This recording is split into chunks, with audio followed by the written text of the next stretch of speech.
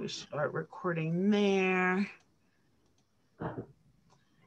And I'm going to go live on Facebook.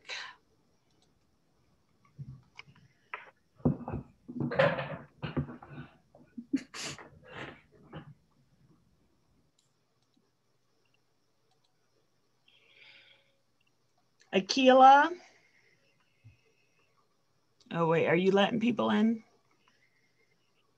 Okay.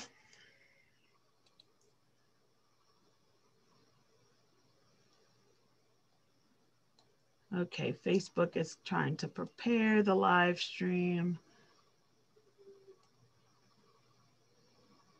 Welcome, folks. We're going to get started in just a second. We're just bringing up all of our information. Please remember to keep your camera off, except for our panelists.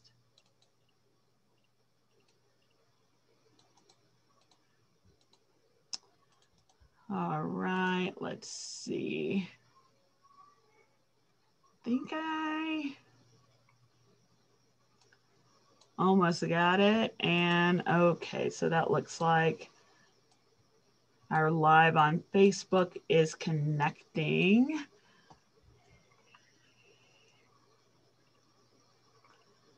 So good to see folks. Thank you. Thank you.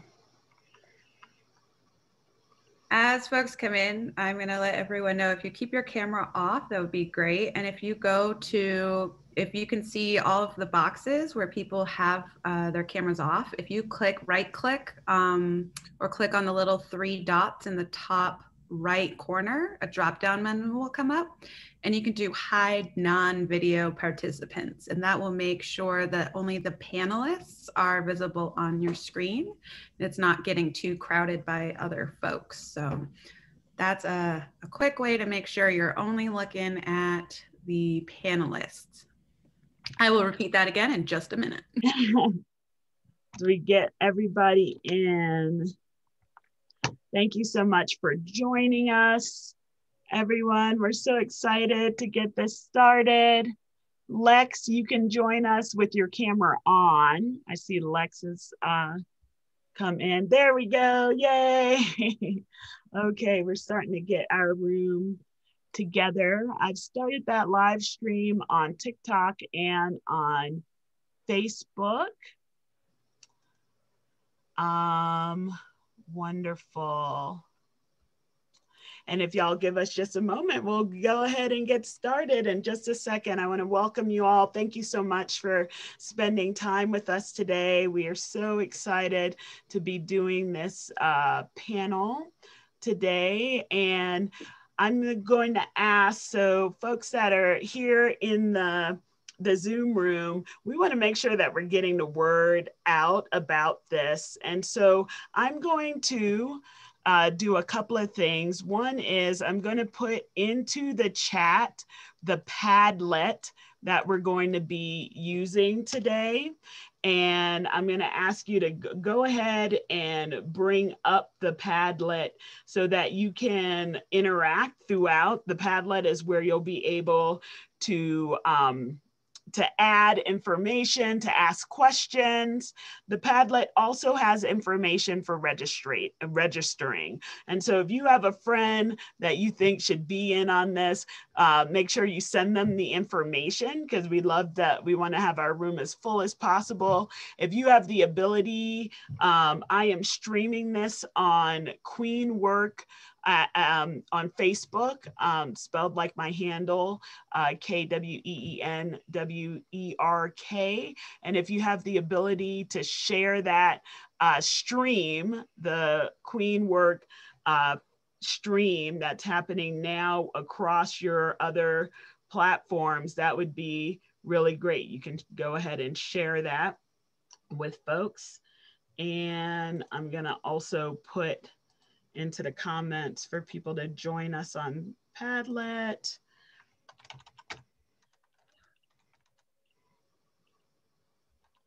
If you are watching on TikTok, the link to the Padlet is actually in my bio. So you can go to that link, and if you would like to join us, you can find out how to join us from there. All right, and we're getting there.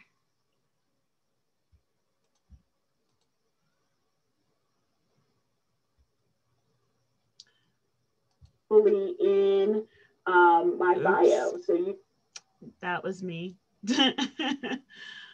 trying to figure out our event.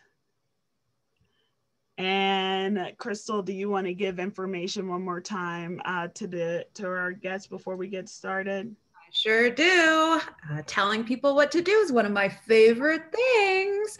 All right, so there's a special trick. I wrote it into the chat, and we're going to repeat it every now and then, and I'll put it back in the chat. But if you want to have your screen a little bit clearer and not see all of the hidden cameras boxes, you can actually navigate. If you head to somebody's box who just has their name up and no image, you hover over that. At the top right, you'll see 3 little dots come up, and if you click on that, you'll get a drop-down menu and say hide non-video participants. So then it will just be the panelists. Finally. The panelists on your screen. And if you need any technical assistance during this, Crystal Egley, send me a message, a direct message, and I can help you out during this. All right, so in just a second, 5 minutes, it is 5 minutes after, and we're gonna go ahead and get started. I wanna welcome you all for joining us, welcome you and thank you for joining us today in our panel. We are going to be talking about how we use social media as a tool for social justice. We have a range of really talented Black female content creators, and we just think that it is so important to highlight these voices and the work that we are doing. So we're so excited that you are joining us today. And like I said, if you are watching us on TikTok, you can join us in this room. You can be here. If you're watching us on Facebook, you can join us in this room. All you have to do is click on the Padlet link that is in the comments or that is in my bio on TikTok, and register for this event, and then be here to ask us questions.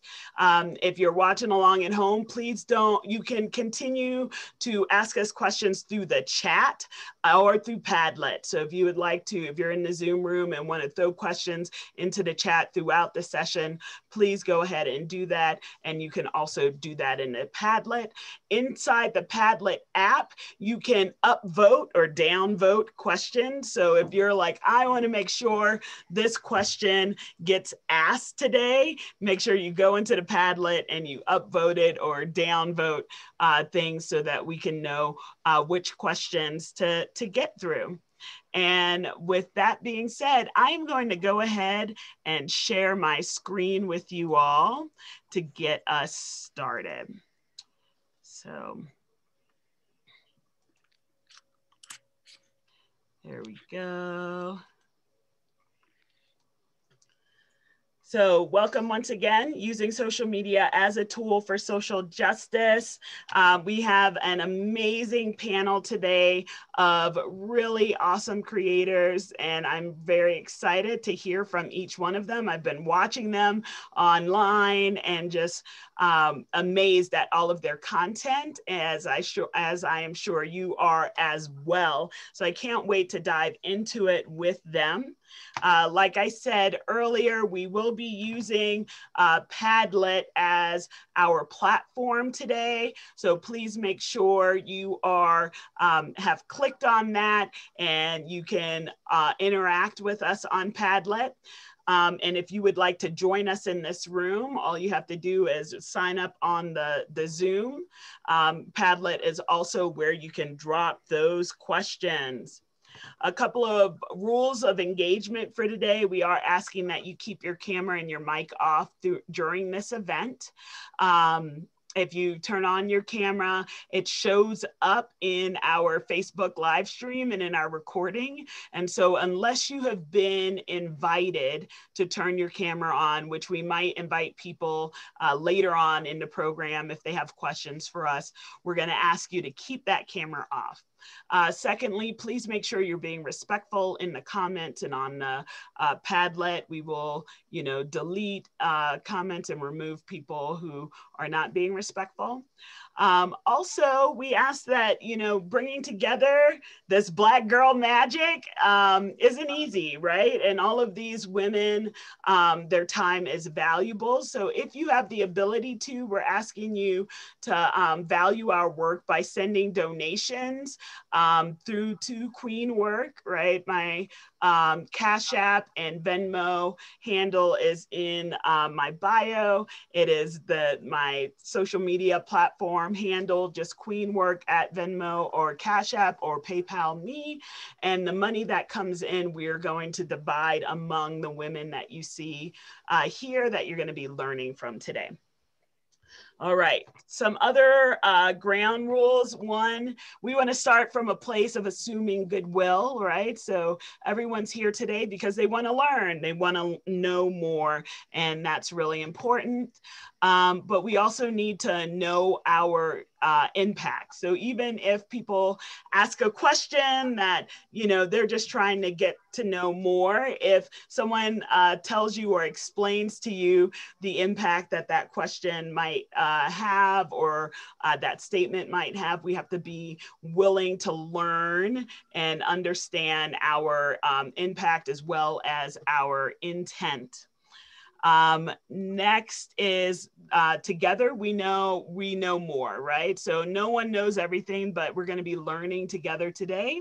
And by the end, hopefully we'll know a lot about the issues we're going to talk about today. Recognize the impact of your learning on people with marginalized identities. I think this is a good thing for everyone to understand, right?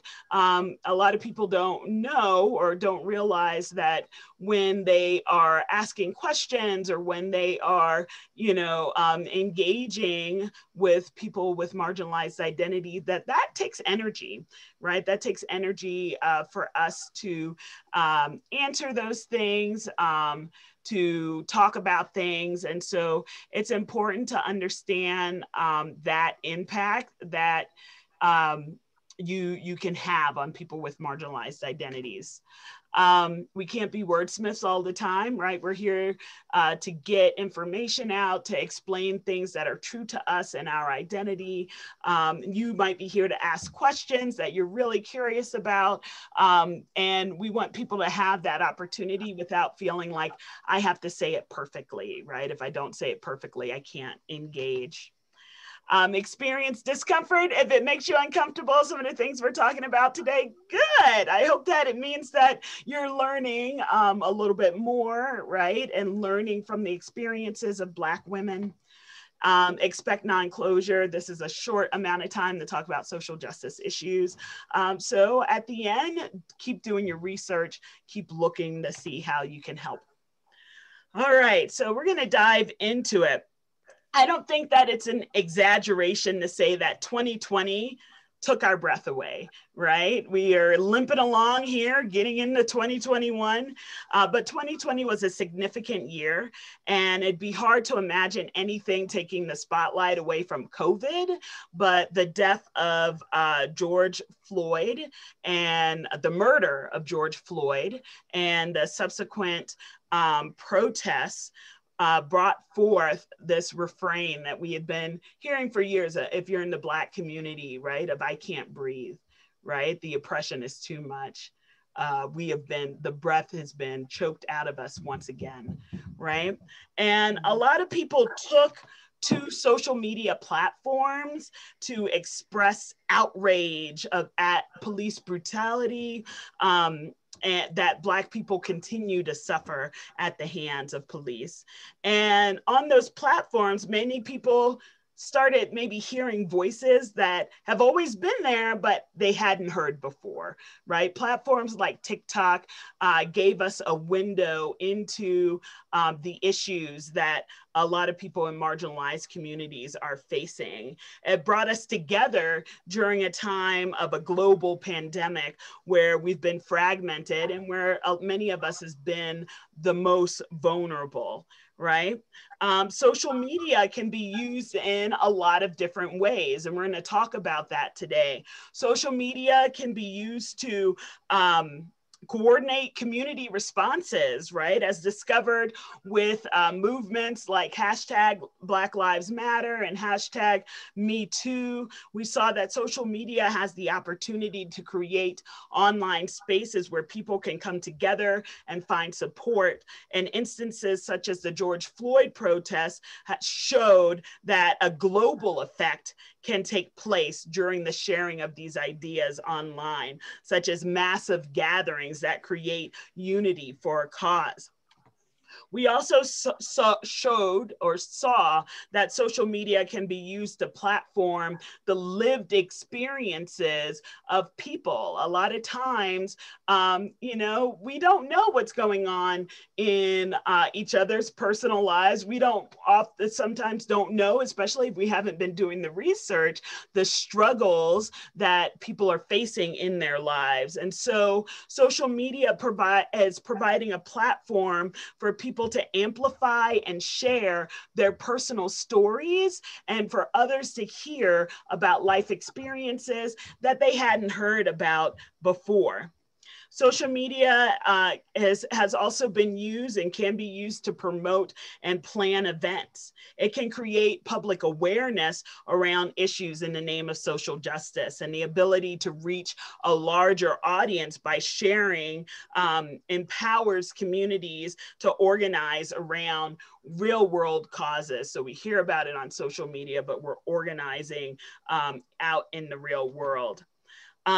And social media can be used as a tool not only to organize large-scale protests, but also to document them, to document events. We have had so many events lately that have just come to light because of social media. We never would have heard about some of these shootings, some of these deaths, right? If someone hadn't been live streaming them, if someone hadn't been Facebook living them, right? The power of social media is that a lot of these things cannot be hidden anymore, right? People are able to put those things forward through the sharing of videos. Social media can also be a signal boost, right? Through social media, other people who maybe haven't heard about these issues can help to signal boost and to send information out to their networks that maybe other people in their networks didn't hear about either. So suddenly we have events where maybe only a small community would have known what was going on. And those events are being boosted so that a large number of people can see, and then a large number of people are demanding justice. A large number of people are giving money so that people can get the justice that they need, can get the support that they need. And it used to be that that was much less likely to happen. And so, you know, I think people can say good things and bad things about social media, right? But we have found, a lot of folks have found a platform for their voice that they have not had before, and that's what we're going to talk about today. And as we continue on in 2021, like, these are scary times, but I think that social media has the potential to help bring us together, has the potential to amplify and lay bare even more the structural inequities and societal impacts of bias and racism and sexism and all of these things. So the use of social media to uplift voices and stories, to create awareness, to build and strengthen relationships can create the space where we all can thrive. And I'm so excited that you all are here today to kind of talk and learn more about how you can use your platforms for good by following the examples of these amazing women. So let's introduce you to our panel. I'm gonna bring up our panel's pictures one at a time, and we will give each person just a minute or two to talk about who they are and what they do. And then we will take down the PowerPoint after that, and we'll go into panel questions. So our first person up goes by the handle Sunlamp Black, and that is Mary.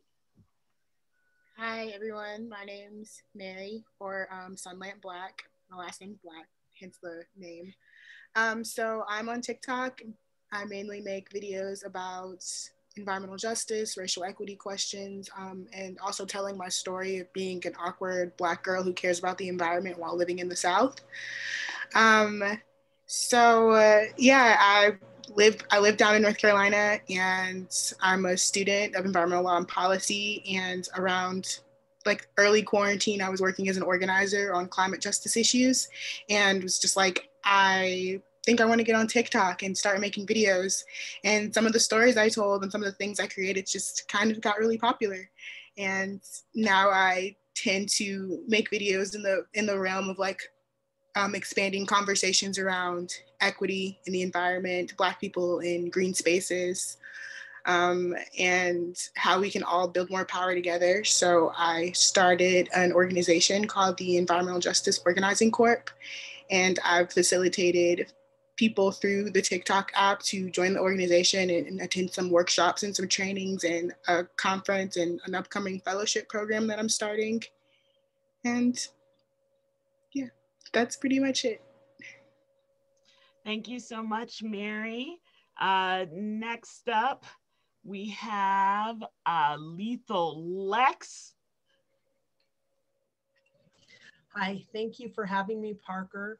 And it's an honor to be with the rest of you ladies, queens over here.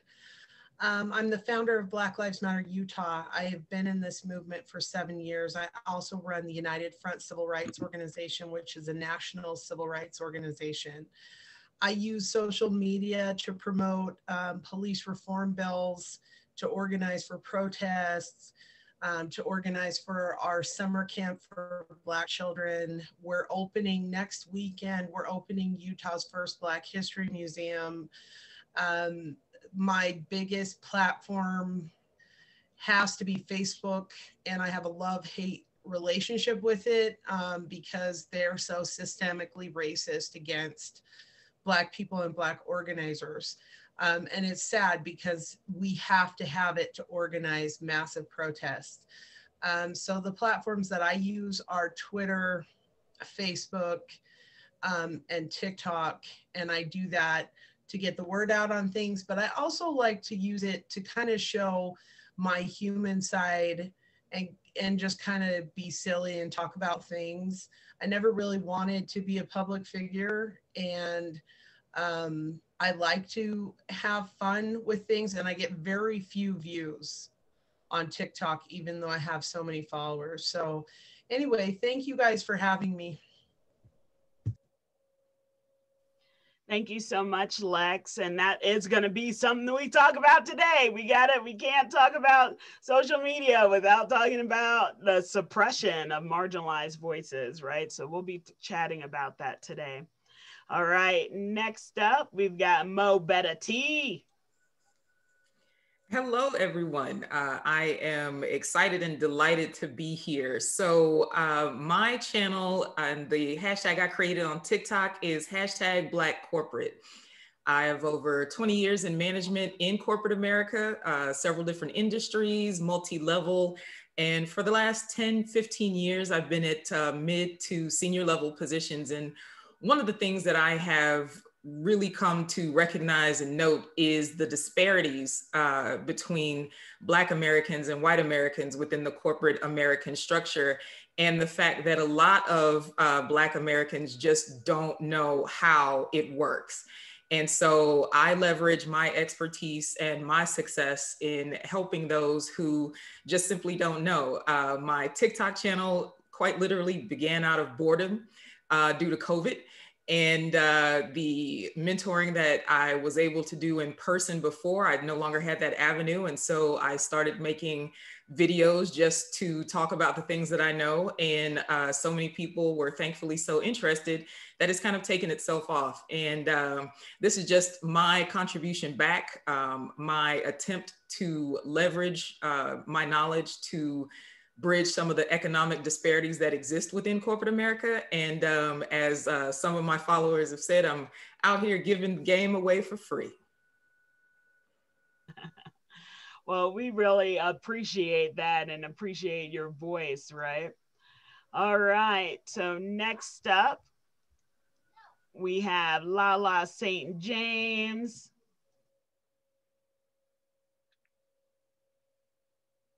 And Akila, we can't hear you just yet.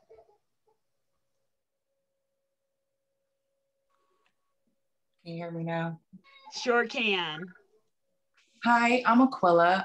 I started activism right after Trayvon Martin died. It just, something within inside me just made me want to go out there and make my voice heard. And after marching and speaking out, I felt it was time to bring everything that I learned to a platform like TikTok. And after some time, I was able to get up the courage to voice my opinions and let everyone know that we do have a long way to go. Our fight isn't over. But I think that making people uncomfortable will make them see exactly what we need to do. And yes, we have to deal with death threats and, you know, things that kind of make us feel like maybe this isn't for me, but we're not going to get to the place of equality until what we've been going through for the past 400 years comes to a standstill. Like it has gotten to the point where we haven't been able to even voice our opinions or say what we want without being suppressed. So when it comes to that, and also being able to talk about the injustices and politics and everything, we all need to come together and be able to hash everything out and get to the point where Black and marginalized people voices are heard on the same level as those that are white. And that's basically why I do what I do. Thank you so much, Aquila. Okay, next up, we have Crystal Egley. Hi, everyone. Thanks for joining us today. I'm Crystal Egley. Apparently, it's not cool to have your actual whole name as a TikTok handle, but no one told me that before I signed up. So you can find me at Crystal Egley. I'm also on Instagram is actually where I do even more than TikTok. So you can find me there at the same handle. I am the co-founder of Inclusive Journeys along with Parker, our wonderful host here today. And one of the things I'm really excited about is right now our web development team is comprised of all Black folks. So algorithms are only as good as the people who make them. And it's very important to us to be responsible with, when we go into our work with algorithms on our platform, to make sure that our voices aren't suppressed either intentionally or incidentally, because people who make the algorithms aren't thinking about it. So that is very important to us as we move forward with Inclusive Journeys is to make sure that we learn from the platforms that are out there right now, and we try as best we can to not make those mistakes for others. So, yeah. Thank you, Crystal. And then you have me, and y'all know me. I as Queen Work. My name is Parker. I wear a lot of different head wraps. So I am the co-founder with Crystal of Inclusive Journeys. I am also the founder of Eco Inclusive, and I work with a lot of conservation-based organizations to talk to them about diversity, equity, inclusion, and to kind of disrupt these disparities that we see across industries. I use my platform at Queen Work to talk about social justice issues. You can find me on TikTok, on Facebook, on Instagram, and on Twitter under the same handle as Queen Work. And, you know, it is just important for me to organize, to bring community together, to have these conversations, because we don't do that enough. And I think that I think my superpower is trying to bring people together so we can have these discussions. All right. So before we get into our panel, I just want to give another reminder. If you have the ability to, please help support our panel today and these amazing women who are going to be speaking. You can send donations to Queen Work by Venmo, Cash App, and PayPal me to help support our work, and everything will get split up between the creators that you see here.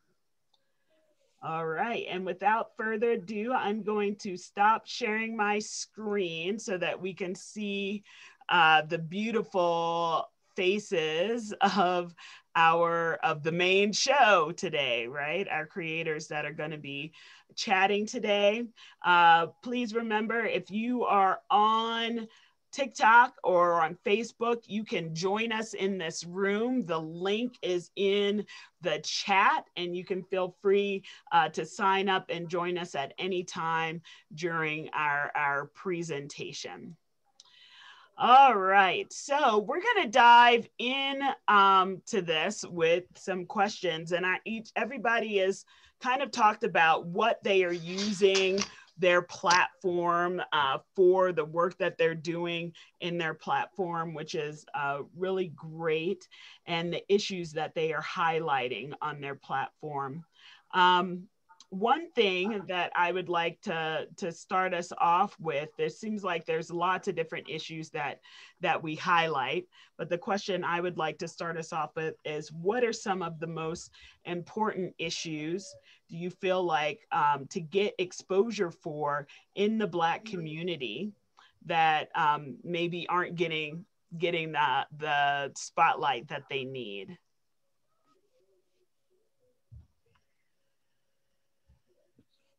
I'll take that. Yes, Trina. So I will answer that from the corporate perspective. So what I am finding, in the biggest issue that I have and what I hope to close with my channel is the economic disparities, the pay disparities, not only just with Black Americans, period, but especially Black women. And I cover content that teaches negotiation, how to properly research and understand salary parity within an organization and within an industry. So often it's very simple for corporate contacts to brush off someone who perhaps feel as if they deserve more money and do not receive that. What that turns into is a very specific type of marginalization and suppression within the Black community as a whole, because while we hear in entertainment more money, more problems, more money actually opens up more options. And so some of the disparities that I've come across, and I've literally coached people into $24,000 a year pay increases. Those types of disparities are the difference between apartment renters and homeowners. That's the difference between those who travel domestically only and those who travel internationally. And the wealth of experience and the doors that those types of opportunities open are impactful, not only in the moment, but also generationally. And so I think that what we don't see and what we don't talk about and fight for enough are those disparities and are those differences that are so pervasive and continue just as business as usual today in corporate America.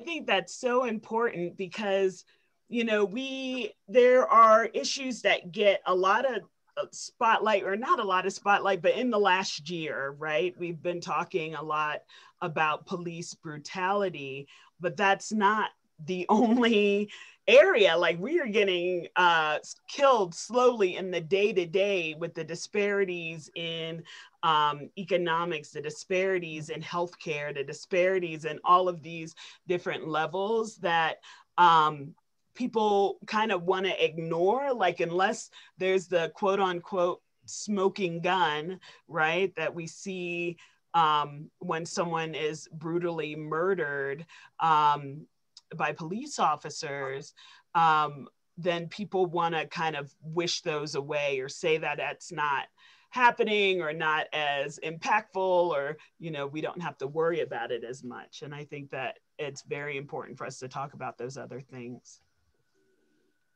Is there anything anyone else would like to add to this? Mary?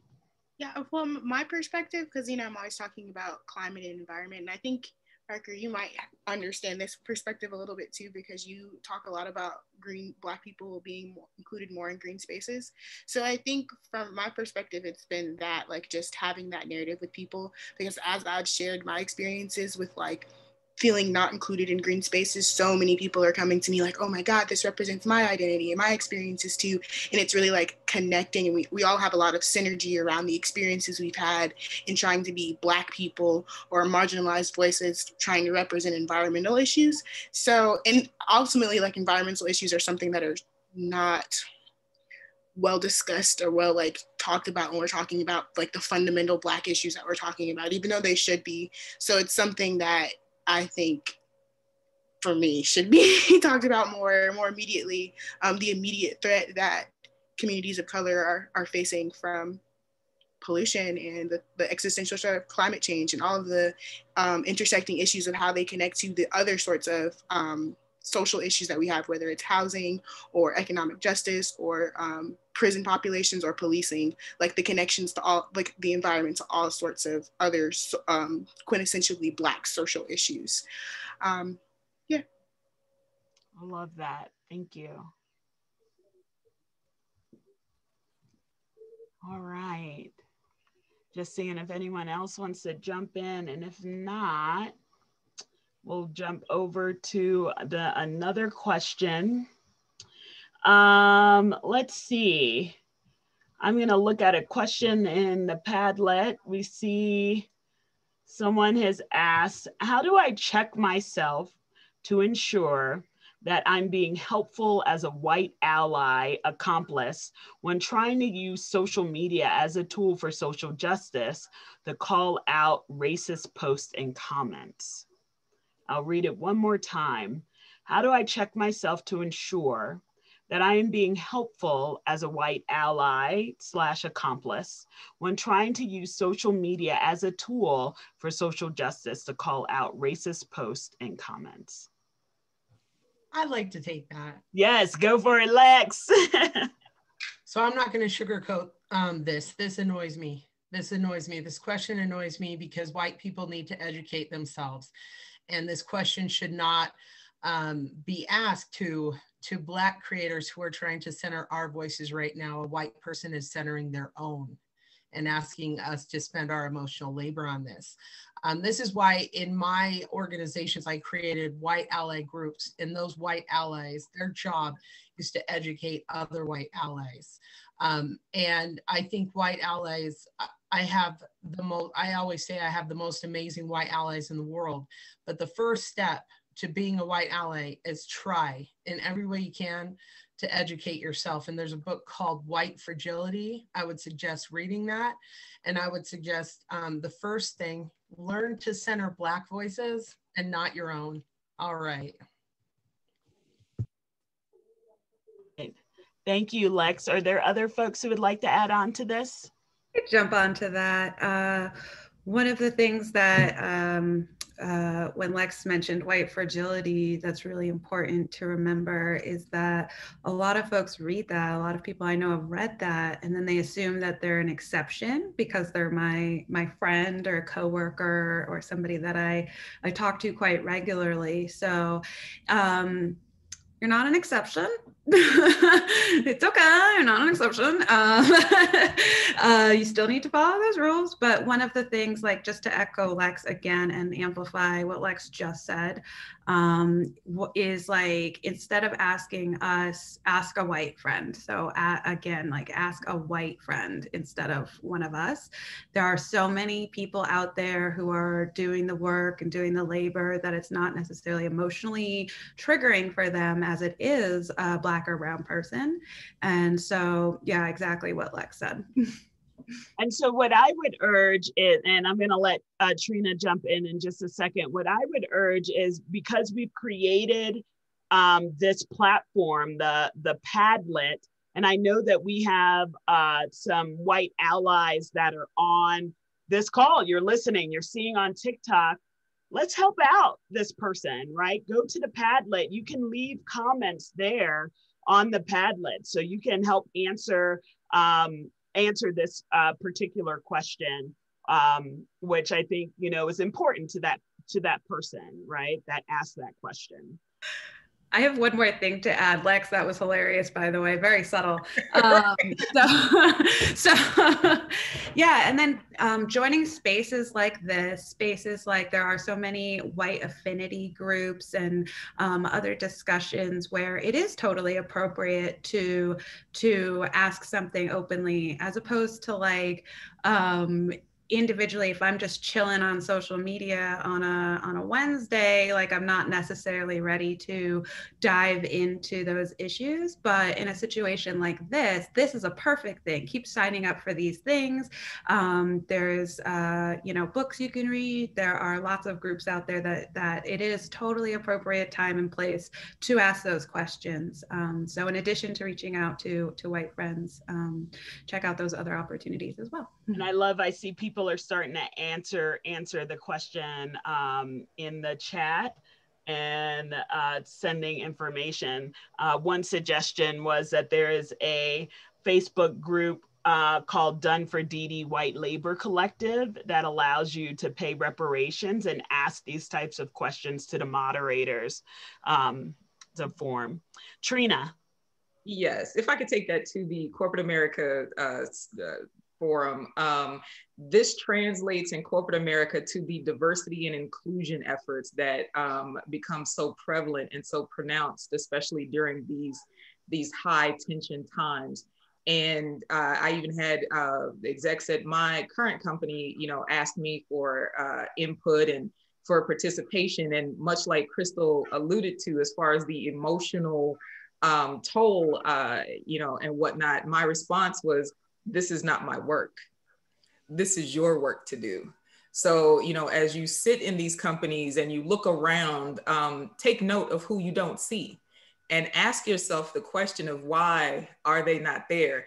You cannot justify the absence, you know, of us in certain spaces by simply saying we're not interested or we're not skilled or you know, it's just not something that, you know, we thought to do. No, you know, Black Americans are talented and informed in every facet, I guarantee you.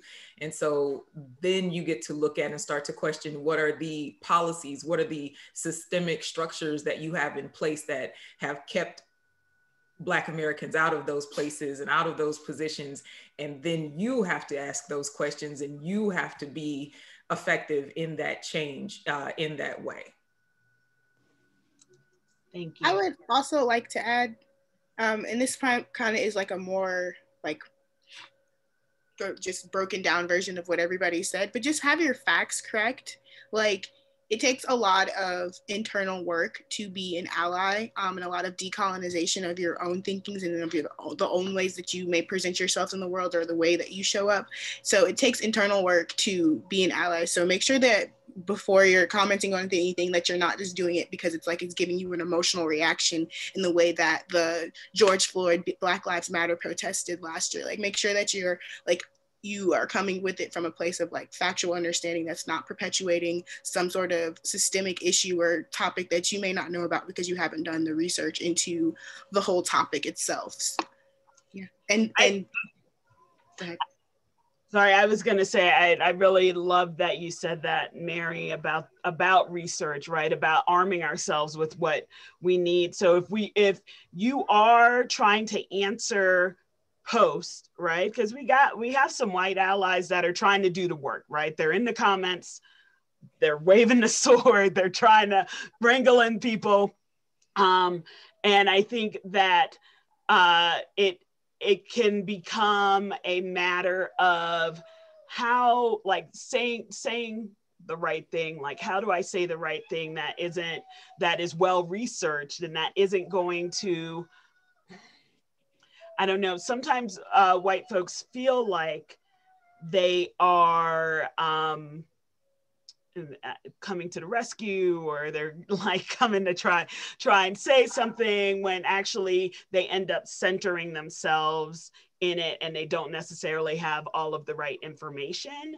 So I think, yeah, so one of the best things that folks can do is, one, have the right information, and two, not center yourself.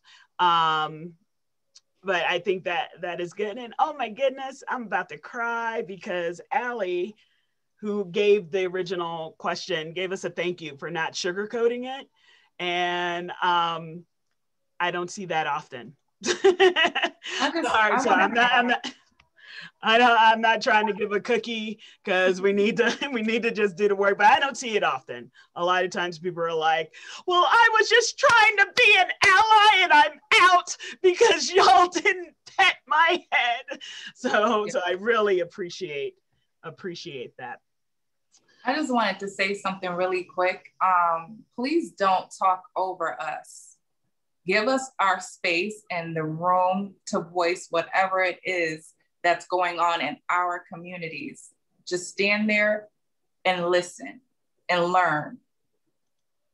That's it. That's all. Thank you. Removing the I from the action of whatever it is, because I feel like when you talk about racism, or when people are voicing their issues or their experiences with it, people tend to be like, well, I'm not like this and I wouldn't do this, but it's not necessarily about you. Like, it's about the systems and the structures that we live within. So like, being able to talk about an issue without putting yourself in it is like the biggest key, I think, in the facts.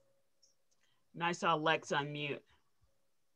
Oh, I just wanted to say to Akilah, I'm a fan. How you doing? All right. No, I'm the biggest fan of yours since Facebook. Wow. That's a fangirl, open fangirling, open Black girl magic. I love it. I love it. Okay, so let's get on to our next question, and remember to keep them going in the Padlet. What is one of the biggest hurdles that you face as Black women using social media platforms like TikTok or others, like just any of them? Let's jump on that. I'll start off if y'all don't. I'm ready to get in on this. Like, hurdles for Black women. Like, I don't ever begrudge anyone their TikTok fame, right? I don't. I think that there should be space for everyone on the platform. But what I am seeing in these platforms is that it's very, like, there's unconscious bias, there's outright bias, and it's very attuned to people's biases, and it's attuned to showing people like you're not seeing the whole thing. If you are on these platforms, you are not seeing the whole thing, and you're not seeing creators like us, which is really hard. And I think that when I see a new creator, what is most hard for me is when I see a new creator that is a white creator that is saying the things that I say, and like, whoo, through the roof, millions of views, millions of people upholding them and singing their praises. And then I see Black creators get on the platform and they say the same thing, speaking from their real life, and no one hears their voices. No one can, uphold those voices. People aren't even stopping to slow and listen because they're not listening, right? They see a white face and they stop and they listen. They see a Black face and they scroll by. And to see these new creators coming on that are at 500,000, 1 million, right? And I'm still plugging away at TikTok. Please let 5 more people see my thing. That is difficult for me. I'll take a stab at that. It's the nullification or the watering down for me. So one of the things, and especially in the beginning of Black corporate, I would constantly get oh, well, that's not true for just Black people. It's true for everybody in corporate America. Okay, great. That's fine. I'm not talking to everybody. I'm talking to Black people. And this constant of, oh, though, now, it's not just your issue, it's me too. Okay, well, I don't care about you. I care about Black people. This is Black people's channel right now. And then a little bit, from a gender perspective, a little bit of the mansplaining. I've had some HR professionals come in and challenge some of my content and challenge my credentials, which, just made me kind of question, are you doing this across the board? Are there other, HR content creators and, management creators that you are literally, challenging them? I had, one individual tell me literally my industry certification, because there are 2 within the HR industry. Oh, you have the wrong one. I beg your pardon, sir. So, that's been the thing for me. Yes, and validation of like my experiences and my expertise, because you talk about a certain issue and there's always going to be somebody that's like, no, that's not true, kind of like what Juno was saying. I've literally had somebody earlier this week, I was talking about air pollution, the disproportionate amount of air pollution in communities of color, which is like a fact from the top down. And somebody was like, the environment can't be racist, and wanted to argue with me about how I knew nothing about what I was talking about. All of my life I've been studying these topics, and now I'm in the field working, and it's like, this is the truth and the reality of it. And they're like, well, systemic racism doesn't even exist. I've been called the N-word. I've had people create whole narratives for me, like just based off of a 60-second content, just because of the way I look or the way I sound, create whole narratives of me. I've been harassed on multiple platforms. So I think sometimes it's hard just being a Black woman existing on that app and having anything to say that's not like a dance move or like something that's more uplifting and positive. There are a lot of people who will support you, and some people who will seek you out just to attack you and malign your character and to try to like make you feel small. And I don't know if this is something that I feel like a lot of younger creators are really going through it.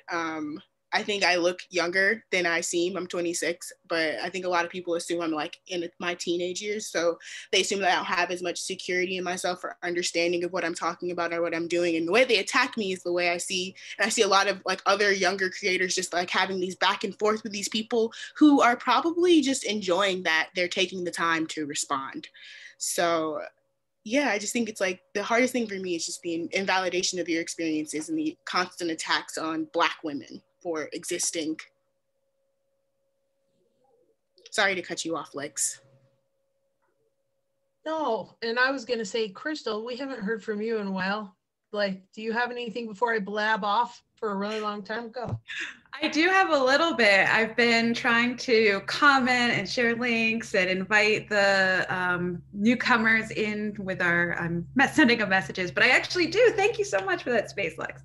One of the things I wanted to talk about was the algorithms and that bias. You know, Trina, I believe earlier said like, I think it was you, somebody correct me if I got that wrong, but when you're scrolling and people kind of pause on the white people saying the same thing that they would scroll past the Black people for, yeah, there is responsibility on behalf of the people creating the algorithms, but then that's an equity versus equality scenario where perhaps the equitable thing is to give a little bit more weight in favor of communities of marginalized identities so that we're compensating for an individual user's personal biases, right? So if you can go down and scroll and you are more likely to stop on a white voice or a white presence, a white face, maybe the algorithms could help balance that out by not being equal, but by being equitable and giving more weight to Black voices, especially on things with like Black hashtags, like a Black Lives Matter hashtag, like maybe make that like that adjustment on the back end to compensate for the unconscious bias that we all have. And so that was just going to be my point in there. I wanted to talk about, so I've been doing this for 7 years, and I see a lot of new activists, and some of the activists can be older. They can be in their 60s or 70s, whatever, but I see them doing something that we first saw on Facebook, and that's basically dragging people. And it takes these spaces where at first you say, you know what, this white person did this and they said this racist thing, we're going to drag them. But then eventually it becomes so toxic that your whole platform consists of dragging and doxing other people and bashing other people all day. And then, you know, you kind of lose your identity, and it comes from the Black community. Sometimes I like to say it definitely hurts. It hurts when Black people drag me, right? When white people drag me, I'm like, shut up. You know, like, I'm shut up, I don't even care. But, you know, I think that we create these spaces where we drag each other, you know, and we compete with each other, and we kind of gossip about each other. And so as a Black woman, I see that, you know, Black women are dragging each other. We're dragging each other. We don't love each other. We don't support each other. We see ourselves in direct competition with each other. And, you know, my father, who's still alive, who was born in the Jim Crow South, he said, hey, you know, when I was growing up, we didn't have a choice but to love each other. We were all that each other had. And then they passed that Civil Rights Act, and we saw each other as competition. Instead of needing each other for survival. So something I'd love to get rid of on social media is Black people dragging each other. But yeah. I think that's so powerful. You know, it is, it creates this space where you do feel like you're in competition because seems like there is so little space for Black voices, right? And so then the Black voice, like, there are Black creators that I think are amazing because they are just doing what they want to do, right? They're not using the space as something that can become trauma porn, right? Which is what a lot of people want to see. That's all they want to hear from us, right? In some contexts, in certain contexts, right? And we then end up not supporting one another in the way that we need to support one another, right? The way that's really important for us to support one another. The other thing I want to talk about is going back to Crystal's comment about the algorithm and being equitable in the algorithm. Like, people of color's voices are suppressed, right, on these platforms. And it's a couple of things to think about. Like, there's either like, is the platform itself suppressing those voices because it knows that those are not, that doesn't play into what they're going to get the most view, what's going to get eaten up the most, right? And so that's on a part of the platform, but then isn't that also just the underlying unconscious bias of everybody that we're not talking about? Like, we're not putting it back. Like, I see people on TikTok and we're like, oh, I'm shadow banned again, which I always feel like every other day I'm like, oh, TikTok's showing my stuff to some, oh, nope, nobody sees it. Like, I had a video, 2 videos in a row that had like all of these views, and now I'm back to all my videos getting like 100 views, 1,000 views when I've got over 90,000 followers, right? And so we don't often talk about the other side of people playing into that algorithm, right? People who are saying, I don't have any Black people on my For You page, and I don't, TikTok isn't showing me. You're also not interacting with the Black creators. You're not seeking out, you're not interacting with the Black creators, which feeds into the algorithm that then suppresses those voices. And it's not only us, it's disability community, it's Indigenous community, like all of these voices that aren't getting the play that they need. So to what Parker just said about engaging, goes back to one of the first question, or the second question we were talking about how to stand up for something negative. One of the things that's really easy without trampling our voices is just adding another supportive comment so that you're kind of losing the negative one. So if you can't think of a way to not center yourself while going after a troll, don't go after the troll, fine. Like, just add something else like, hey, this was a really great video, I really loved it. Or a heart or anything. And that will help add to the centering of the voice. It won't detract from, the positivity. Trolls are trolls. Like, there's the kind of trolls you can kind of have a sort of discussion with, but those aren't really trolls. Those are just kind of like people who are being like, who are a little bit ignorant. And sure, you can educate, but just adding a positive thing to help drown out the negative can really be helpful as well, and adds to that algorithm boosting.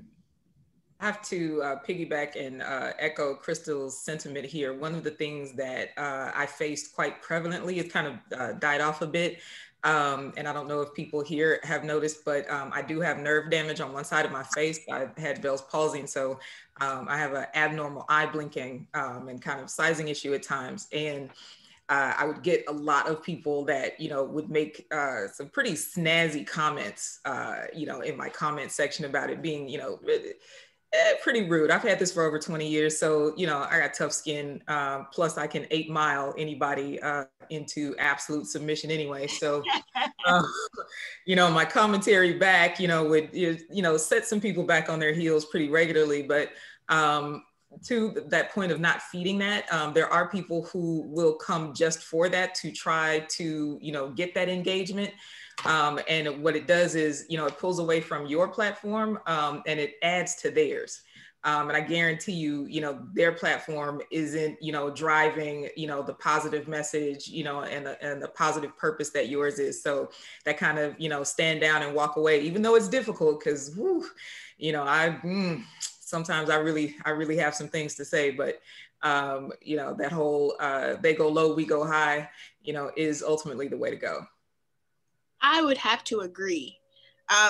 So much so because, so my name is Sunlamp. So if you don't know anything about sun lamps, they're supposed to be a bright light that kind of helps with your mental health and shining a light on people and just making you feel better, creating the right sorts of chemicals in your brain to help you feel better. So that was the whole intention of my platform. And at one point I saw that I had so much content responding to negativity that I didn't feel like if you were to scroll through the first 20 videos of mine, that you weren't getting what I was trying to give. So I now refrain from having those conversations. So kind of like what Crystal was saying, like if you don't think you can not center yourself in a conversation, and if it ultimately is not worth your time and the message that you're trying to support or create for yourself, don't engage with it.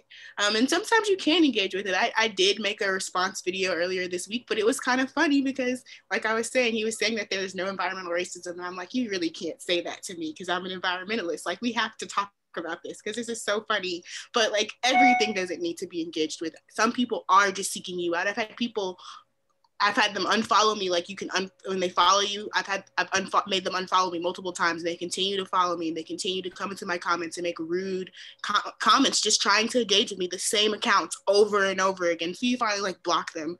But people are trying to bring you down to their level, and they're trying to get like to drain your energy and drag your energy out of you, especially in social media spaces. So you have to be careful sometimes how you're the space that you're creating, because on my account, it's a safe space for Black women and radical beings. And it's like, how can I create that space if I'm constantly engaging with people that are just creating traumatic conversations and traumatic dialect? So just be careful. Indeed, absolutely. Thank you for that. Okay, so another question is, what thoughts do you have for other creators about creating useful content that facilitates conversation on equity and social justice? And in the comments, someone asked, can we also talk about respectability politics?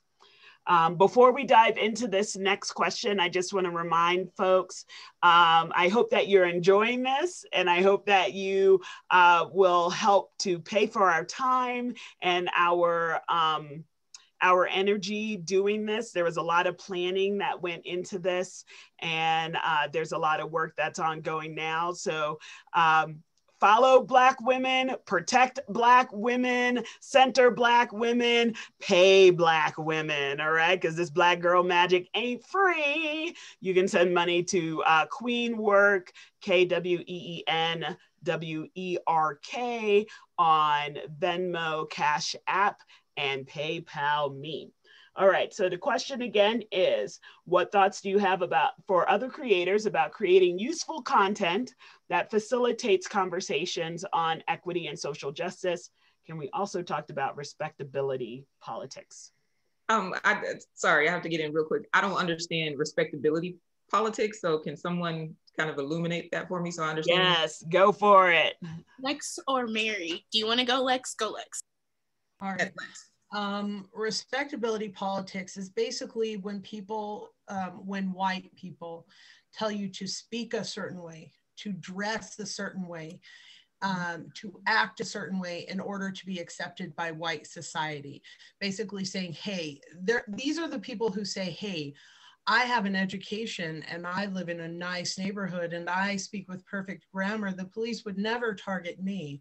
And the only reason you're targeted is because you wear a hoodie and you don't have an education. And if you would speak better and not cuss and not use AAVE, then you wouldn't be targeted by police, and you wouldn't be denied housing because of the color of your skin, and you wouldn't be denied jobs because of the color of your skin. It's telling me to act in a certain way to be accepted by white society. And I say Black people should be able to act however they want to act. There's not one way to be Black. Blackness is not a monolith. Some of us speak like this because they grew up in Utah. And you can't help it. And I'm still Black, and I'm still profiled by police, right? Well, not anymore. They can't touch me. What? But some of us are still denied jobs and housing because of the color of our skin. And I tell people, hey, don't feed into respectability politics. But I also want to say, some people say, hey, when they go low, we go high. And I say that at my protests. But I also believe that there is no way for me to sink down to white supremacy's level. There's no way. for me to sink to their level. I'd have to kidnap all of their families and rape them and torture them and experiment on them and mass incarcerate them and deny them housing and jobs and feed their babies to alligators. And so when they get low, I'm right there to let them go. All right. You know, Lex, okay, so I get the definition, totally understand it. And within the context of corporate America, that is called professionalism. You know, it's a toxic standard that, you know, we are held to, you know, and that's required. And the voice and melodious tones that you are hearing from me now are actually not what you would hear from me, you know, if I picked up the phone after this event is over. And my friends who were up there, right? no, People are like, where did that voice come from? Crystal gets on me. She gets on my my voicemail and she's like, what white girl made your voicemail? Hello. Yeah, exactly. No, I am very Southern, but while we want to get out of it and can get out of it, you know, from a social perspective, I quite honestly, I see that as a pervasive and much longer ongoing challenge from the corporate perspective. I think for my regard, respectability politics are seen a lot as like just the social forms of racism, in the ways that you're supposed to like live within a racist society without talking about that the fact that you live in a racist society. Like you have to make yourself more palatable for people who don't really respect your existence, or your opinion on certain things, and it's often internalized, I think, within communities of color. We project it onto ourselves more so at this point than it's probably told to us from any real external factors on the day-to-day, I'd say, perhaps. But I know in the environmental field, I've had people tell me, like, let's not get too political when talking about, like, issues related to racism and environmentalism. And political, like, how is my life? The code. This is my life. How is my life political? Mm-hmm.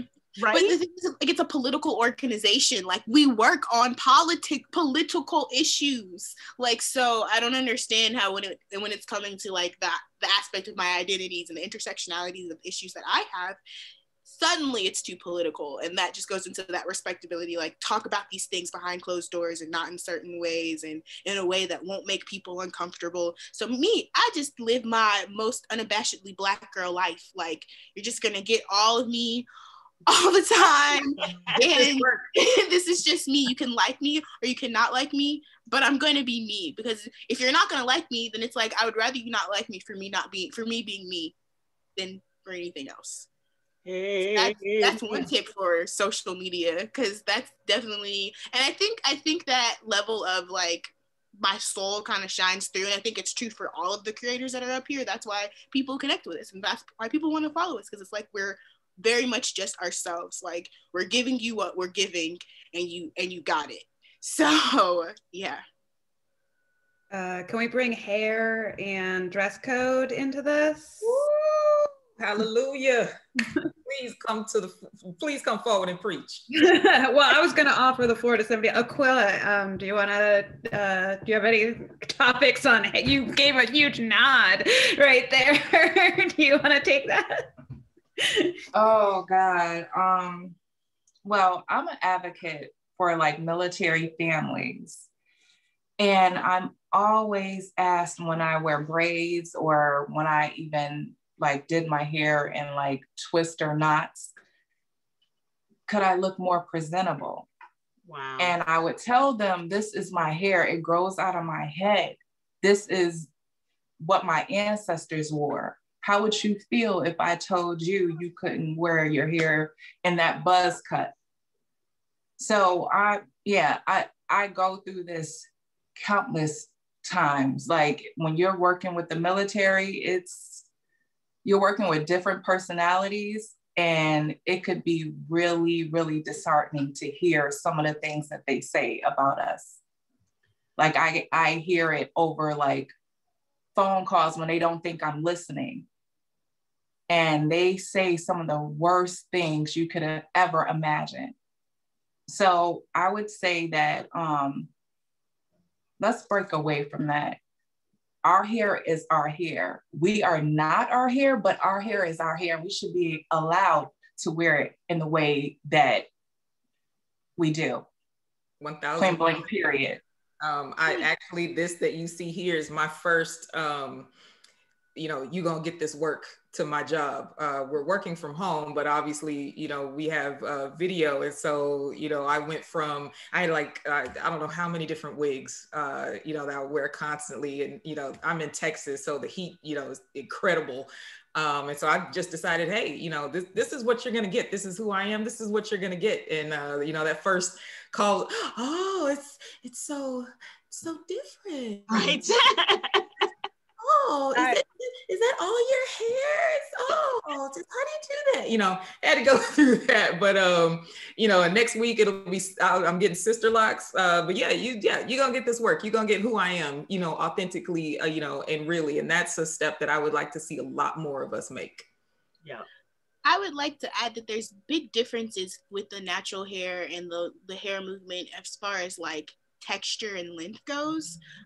So me, a little known fact about me, I've had locks my whole life. So my hair has been long and locked my whole life. So my perspective on having locks has been a little bit different. Sometimes when I run into people and they're like, oh, you're not going to be able to have this, that, or the third in the professional industry because your hair is locked. I'm like, that's kind of a weird thought to me because I've had them my whole life.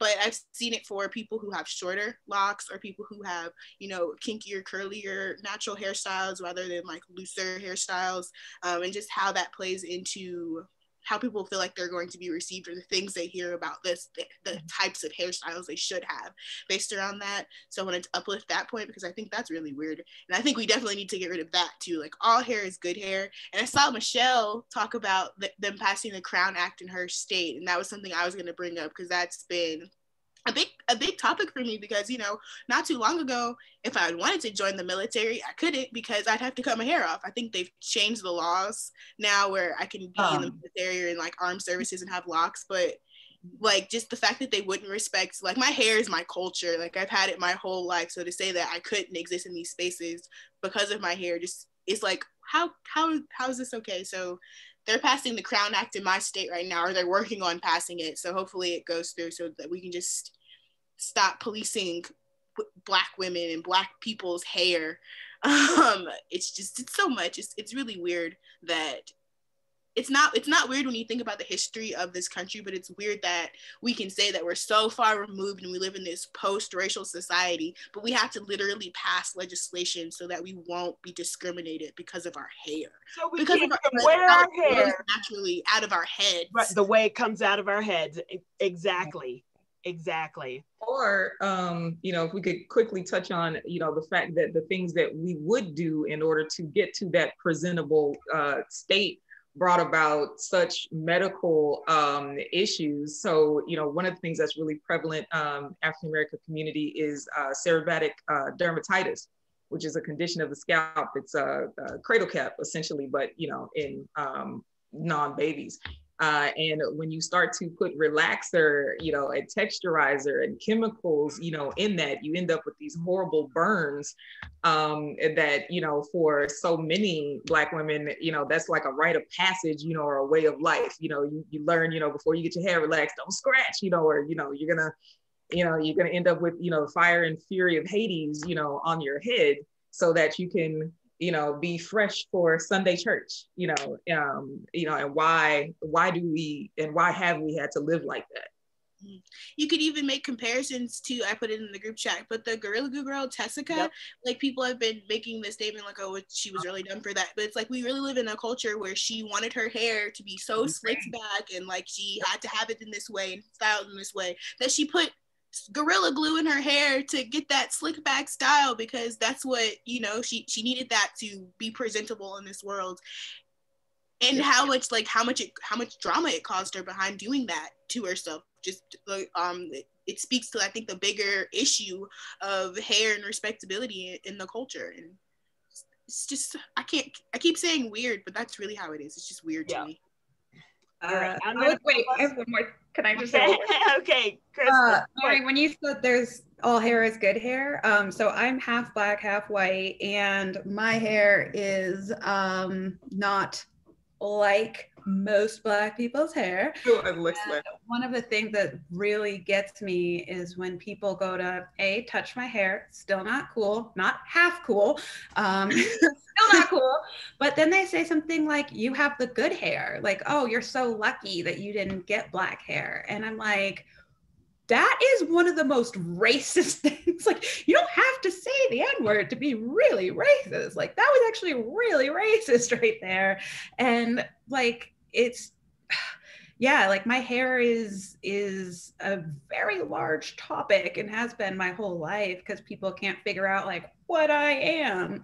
And my hair really throws people off. But like the good hair comments have got to stop, like all around, all around. So imagine it. So I'm on the flip side of that. I'm not mixed, but obviously I'm very light skinned and I have 4C hair. And so I would get the, well, what went wrong there?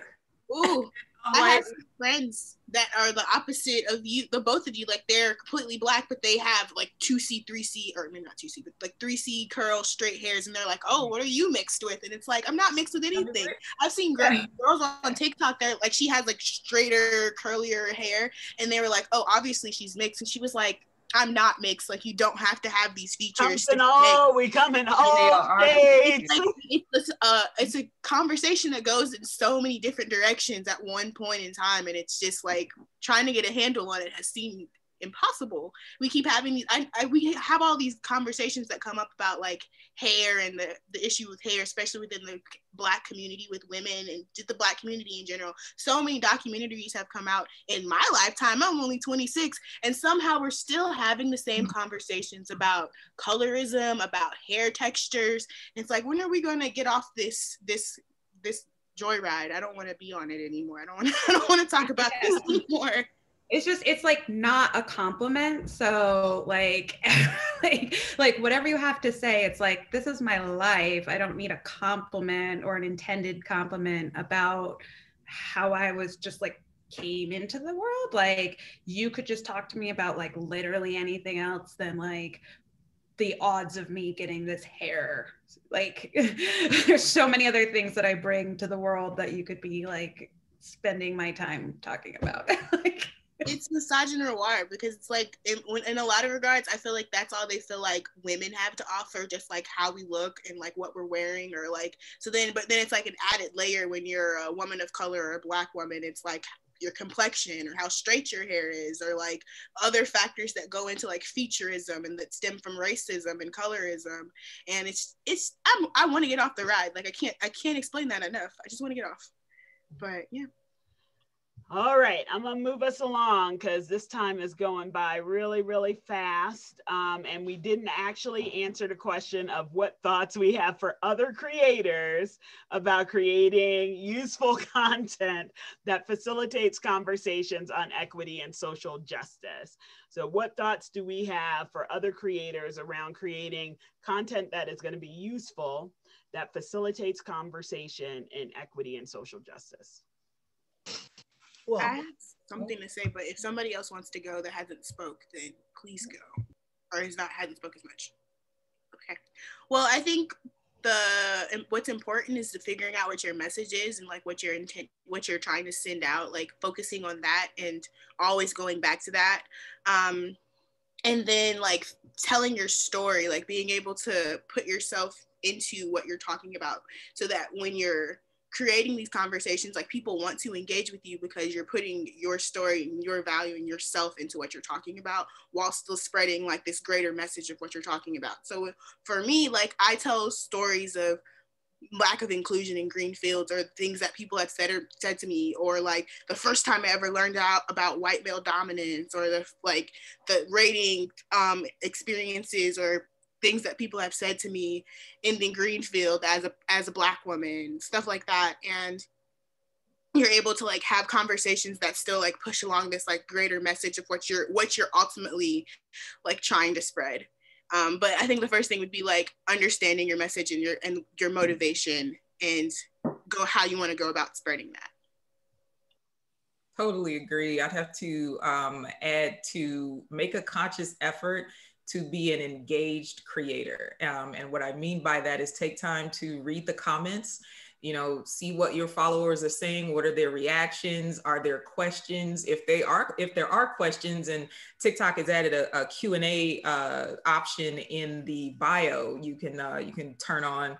I don't know if it's dependent on a certain number of followers or what have you, but take time to see those and actually answer those. That will pull your followers in and will help guide you along whatever wireframe or whatever storyline you are working to build. I would also say people like TikTok is a great platform, right? Because we have a wider range of voice, and there's people on TikTok. I always get surprised when someone like uses my name. They're like, "Hey, Parker," on my TikTok post. I'm like, "Oh, someone knows me." That's right. There are people who follow me that know me in real life, right?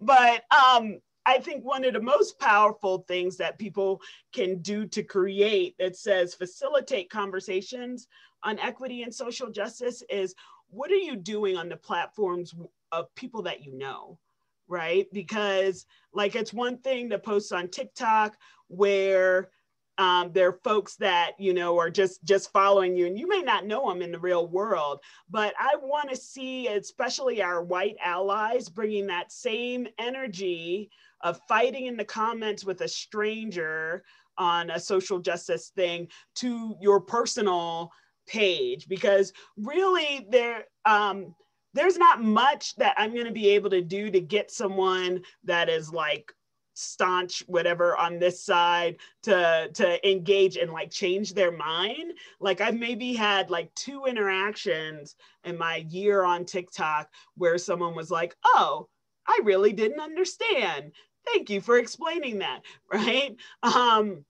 But if you have connections with people, if you know people, what are you doing in your network with the people that you know to bring that same energy for social justice? Like, is it just in the TikTok comments, or are you doing it on your Facebook network with your racist friends from high school and you're like all of those things? Are you still bringing that same energy? I think that that's important if you really want to facilitate conversations that might get someone to change their mind.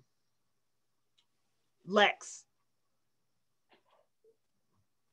Okay. And I don't know if Crystal told you that I have to be out of here. Yeah, okay. Thank you. 3:30, and I want to thank everybody for having me on the panel and for putting up with my TikTok, which is the worst TikTok on TikTok. So I love your TikTok. But I did want to share this just before I head it out, because I use it to organize protests. And what I noticed with a lot of new organizers, they'll post a video about a protest, or they'll make a Facebook post about a protest or a tweet, or a panel, or whatever event they're holding. And then they'll be like, "Lex, nobody showed up, nobody showed up." And I just want to give you guys this one piece of advice. When I want a big crowd, like we held a protest last weekend because somebody set somebody's Black Lives Matter sign on fire in Utah. So we did a big protest. Plan your event at least 1 week out. It has to be. If I want a big event, I plan it 2 weeks out, okay? Then I post the event on Twitter, Facebook, Instagram. I hate Instagram, and TikTok, okay? Make sure in your event you tell them why you're doing it, where it is, what time it is, and what kind of event it is. And then I also send it through my newsletter on my website. Make sure that you're posting multiple times about your event and multiple times a day. And I think that people need to realize, hey, on Facebook, there are people that log in just in the morning, just in the afternoon, or just at night. And so make sure that you are posting multiple times a day with that, and that you're being specific about your postings, and that you're giving enough time to do that with your organizing. That's something I wish someone would have taught me. And I'll just end in saying that TEDx, the TED Talk people, right? They said, please do a TEDx video. And this topic of my video is how I use social media for my activism. They rejected it. They rejected my TEDx talk and said it wasn't important or groundbreaking. And now you feel stupid, don't you, TEDx? Don't you feel real dumb? Okay. All right, so I appreciate you ladies. I'm going to like your post when I see you guys on TikTok. Thank you for having me. Thank you, Lex, for coming. We really appreciate having your voice. You're amazing. You're one of the most amazing accounts on there. So everyone needs to be following Lethal Lex. Thank you, Parker. See ya. All right, bye-bye. So we're still going. We still got another a little bit over a half hour. And I want to remind folks that it's really important for to support our voices. So please continue. There's been some people who've sent donations and we really, really appreciate it. Like I said earlier, it's going to be split among all of the panelists and just helps us to keep doing the work that we are doing. So if you value our work, if you value the voices of Black women, please support us. All right, and you can donate at Cash App, Venmo, and PayPal me at Queen Work. Okay, so those are great suggestions, and let me keep looking at our Padlet to see what other questions do we have. I can offer a technical topic if you'd like. Go for it. So in terms of creation and material, the type of media that you choose to use is really important. You want things to be really crisp and really clear. Sometimes with phone cameras and just the basic video editing that you have available just in your native in your phone isn't enough. I actually had to go and research and find a video editing app that I use, and it actually took me a couple of times. One that I used, I found would actually blur my videos, and obviously no one wants to watch a blurry video. And then for online content, I actually have picked up a USB microphone in addition to my webcam in order for things to be a lot more clear. So as you work to develop your content and your reach broadens, you definitely want to take a look at getting some additional equipment, but by no means am I saying spend a lot of money. The microphone was $30. The app that I use now is $12.99. I don't think I've spent more than like maybe $75 total. But just those little additions make things a little bit more crisp and a little bit, kicked up that it'll draw in more content. And what video app is that, Trina? So the video app, I have an Android, so I don't know what the Apple side of whatever may be, but it's a Video Guru. I believe on the Google Play Store, it's a Video Maker is the name of the app. Great, thank you, Trina. Okay, there is a question here that I think is really important. I want to make sure we get to it. It says, I personally struggle with my own anti-Black ideas as a Black person due to the colonized mindset. How did or are you challenging this? And do you think that it's powerful to take this journey online? I hope this makes sense. Yes, Mary. I can speak to this one because I've talked about it some on my platform. I grew up in a very white suburban area of Raleigh, North Carolina, didn't have any Black friends until I attended an HBCU, and didn't realize the type of anti-Blackness that I had in my own mind and ways of thinking until I kind of addressed my own ideologies about things and had to go through the own process of decolonizing my mind. I wouldn't say it's necessarily a helpful conversation to have online because people will troll you. But I think the people that don't troll you, there are a lot of people who feel similarly and come from similar aspects. So it's like you're making those connections to those types of people. But when I did talk about it, people were like, oh, so you hate Black men? And I was like, hold on. I was like 16 at the time. Like this was like 10 years ago. So my perspectives and things were a lot different because I was a lot younger. So you're constantly having to like explain yourself in that way. But I think I think it's useful because a lot of people did really like connect with what I was saying about like me working through my own ideas of anti-Blackness, and it came in the form of like we were talking about it like so passionate. I was talking about it so passionately because I feel this way. It came from respectability politics and feeling like I had to dress and be and sound a certain way and associate with a certain type of people. Otherwise, I was not worthy of respect, or people were going to view me this way, and I didn't want to be viewed that way. And that's why it's just easier to just be yourself now. But I think there is a value to doing it through social media. I don't think it's all the time worth it, but you're connecting with people who have had similar stories, and that's always important. My hope about like doing that journey online is that other people see it and maybe understand that where some of their thoughts come from. Like we often think if you, like when we talk about diversity, if we get a Black person, if we get a woman, if we get a whatever, that's all we need to diversify our thing, right? And it does bring a different perspective. But if you have a person whose mind is colonized, just like a white person, or, you know, a woman who has a sexist view of women, right? They're going to bring that forward. They're going to perpetuate that.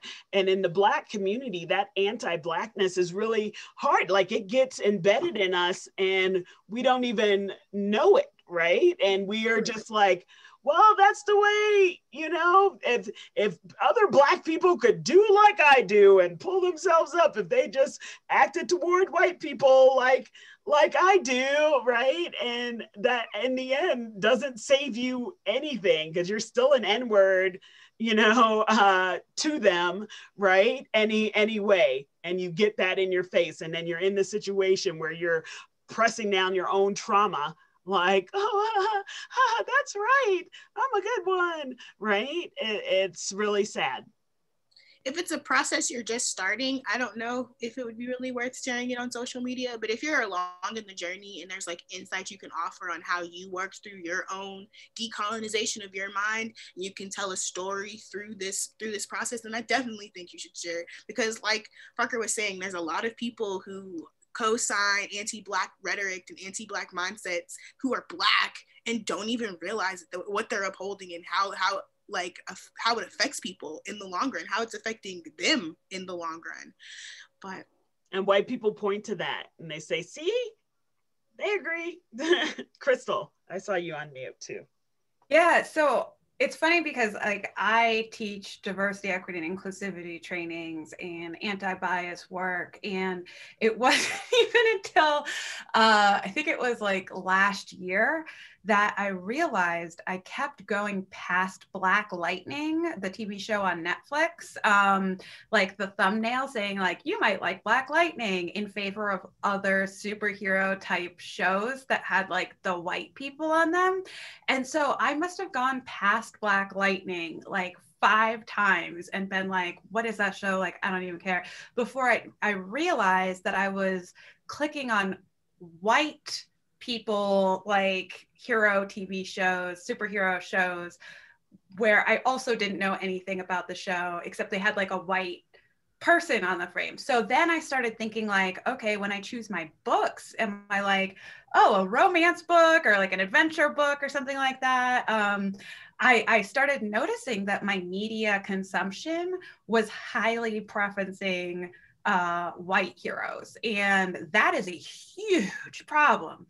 So I had to be very active and intentional about what I started watching, and not being so passive about it and just letting my mind be like, oh, I'm just randomly picking this, because it wasn't random. This is being continually programmed into us that like white people are the heroes, Black people are like the best friend, or like the tech person or the villain or the drug dealer, right?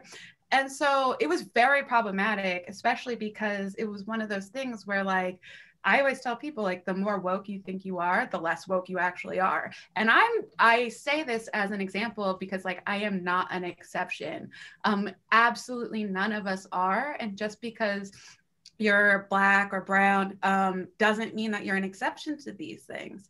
And so one of the best ways to bring that into your social media story is you don't necessarily have to go out and be like, yo, I'm racist against myself or anything like that. Just promote those stories. Just promote it on your own. Be like, hey, I started watching Black Lightning. It's great. Hey, I found this book by so-and-so. It's great, you know, and just filling your story with the things that you are learning and the actual medium instead of just, you know, you don't have to just go out and make it all about yourself. That's your own journey. If you want to, that's great. But you can also take a step back and just promote the Black authors, promote the Black filmmakers, promote the Black centered hero stories. And one of the best ways to get out of an unconscious bias loop or a conscious bias loop is to expose yourself to diverse images, to expose yourself to positive or just like everyday images of people that aren't like you doing anything, being a hero, you know, in marketing materials if you have a role like that. But yeah, I'm not an exception myself either, even though like I train and tell people this message all the time. And I just wanted to put myself out there. I'm not perfect, it turns out. So if I could take a stab at that a little bit. And that's interesting because I actually found myself a little bit flipped in that I was heavily saturated in Black American only content. So, you know, full disclosure, I'm a lady of a certain age, being 45. So, you know, my mother was born in 1942. So, you know, obviously her, you know, childhood, her teenage and early adult years were framed, you know, in segregation and framed, you know, in a completely different social construct. And I haven't talked about this on my channel. I doubt that I could frame it in a way in 60 seconds that wouldn't get me a lot of smoke. But growing up, you know, I was conditioned, you know, that white women were evil, like literally. You know, even at work, and my mother was an engineer. She absolutely, I mean, and even, you know, when we were out, you know, salespeople or, you know, anybody, you know, out, she would just absolutely avoid. And so I had this undercurrent, you know, backstory in my head, you know, to avoid. And then obviously coming into corporate America, that's something that, you know, I had to work through, you know, unwinding and trying to understand exactly, you know, where that fit and how to shift my own paradigm in order to, you know, allow myself, you know, the exposure, you know, and the experience on at least an even footing. That's not to say that, you know, any of the impressions or any of her experiences were invalid. You know, they certainly were, but I needed to have my own unbiased experiences so that I could come to my own, you know, opinion and my own realization about how the world works, you know, from my own vantage point. So, but to your point, yes, you do have to consciously go out, you know, and look at and seek that information and seek those sources and those experiences so that you truly give yourself the opportunity to draw your very own conclusion based on exactly your information and exactly, you know, your effort on the subject. I think storytelling is such a big aspect too. I know one of the first videos that ever got me like any sort of attention on TikTok was me talking about a conversation that I had last summer with a friend of mine who I've known since high school, who's an anti-Black Black man, about why he doesn't like Black women.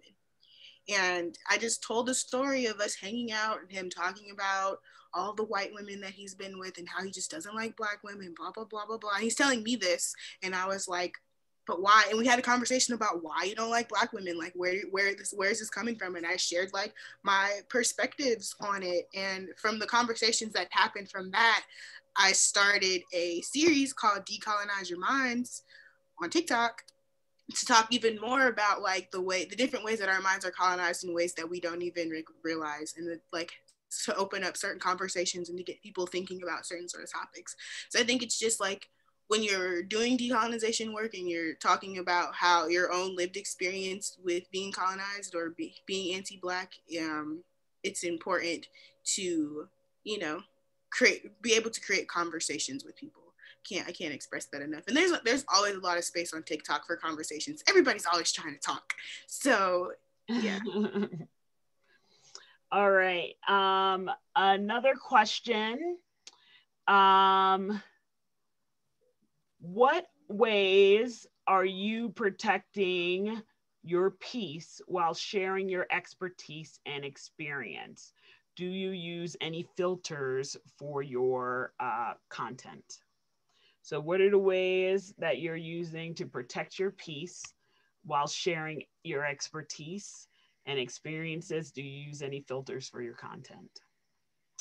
And I don't mind going first, unless Aquila, if you want to jump in at any time, please let us know, do so. I feel like we're a loud bunch. Well, I do have filters. I put in certain keywords that do filter out like racist comments.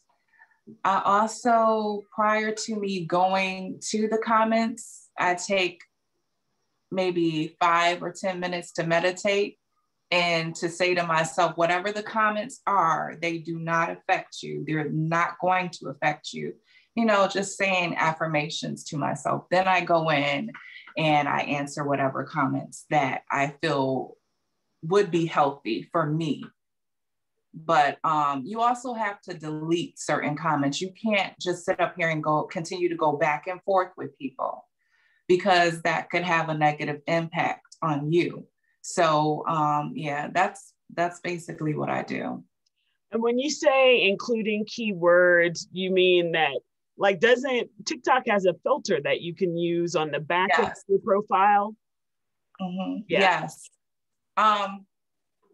Yeah, I just put in, like, I mean, you know, the words that they usually say. So if it's some type of racist language, you could put in certain words like Black, you know what, or, you know, just basically anything. And it filters it out. So when you're signing in, when you're commenting, it'll just basically tell you that this user has, like, this creator has limited such and such. And I've seen that. I don't do that.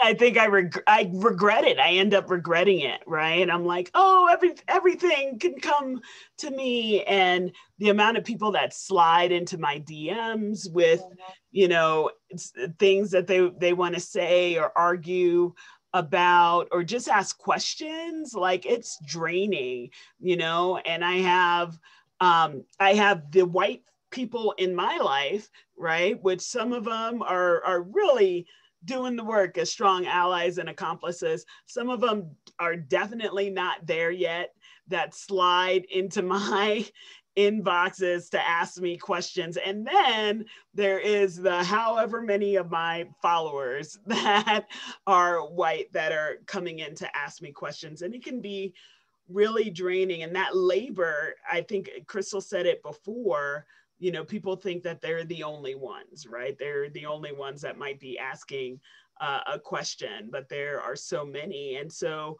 I just have to sometimes ignore things, which also eats at me. I'm getting better at that not eating at me, but I'm such a people pleaser that I want, like, I feel bad. Oh, I didn't answer their question. And you know, oh, they're just trying to learn more. And, you know, like, I end up feeling bad. And then when the racists come into the comments, like, I have another side of me that wants to educate them. And sometimes, you know, I make videos. I've got 400 drafts in my TikTok folder, but a lot of them are just, maybe that's the way I protect myself. When I see a racist comment, I'm like, I want to educate them and give them more information. So I save it in my draft and I'm like, I'll come back to it when I'm in a better headspace.